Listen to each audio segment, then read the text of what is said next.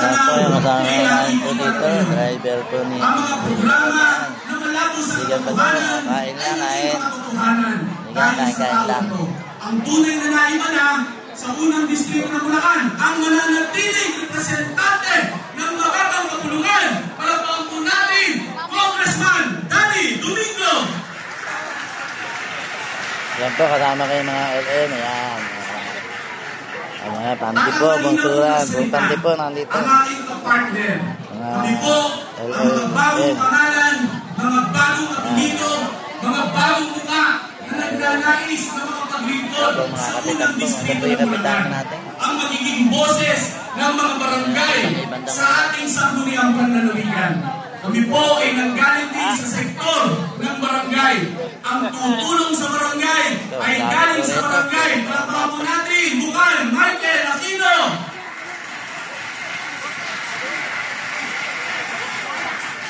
At siyempre po, ang arkitekto ng araw na ito.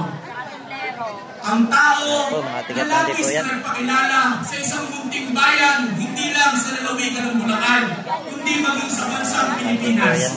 Hinintala at ipinagmamalaki po ng munting bayan ng paumbong ng tao ito, sapagkat lagi at tuwina na nariyan at nagmamalasakit at lumilikha ng mga panibagong pinuno na makakatuwang natin sa paglilingkod sa gobyerno.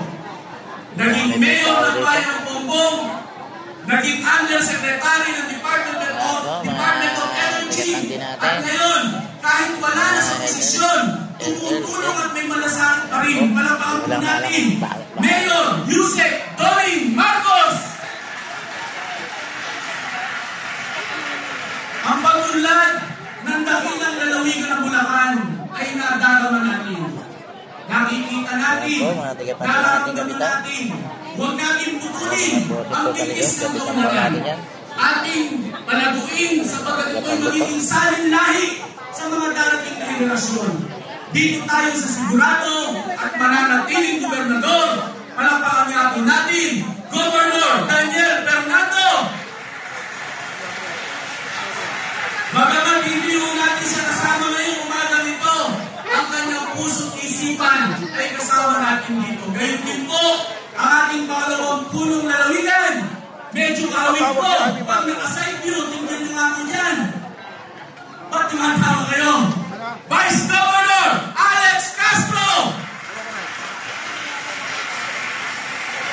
At sa lahat ng ating mga taga-Timon, sa lahat ng ating mga tagapag-ingat, boses, tagapangalaga ng liga ng mga barangay, sa lahat ng mga kapitan ng unang distrito ng Bulacan at sa liping Bulakenyong naglilingkod sa inyong lahat.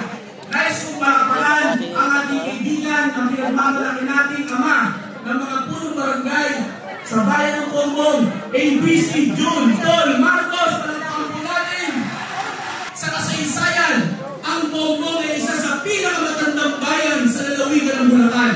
Ay napili po ko ni Governor Daniel Fernando na kanyang makasama sa kanyang partido bilang inyong susunod na bukal sa unang distrito ng Bulacan. Pwede po ba yun? Sapagkat si James Santos po, bumbong balita ng pangkaraniwang mamamayan. Ang idea na paglingkod sa barangay ay gagawin natin sa sangguniang bayan, sa sangguniang panlalawigan.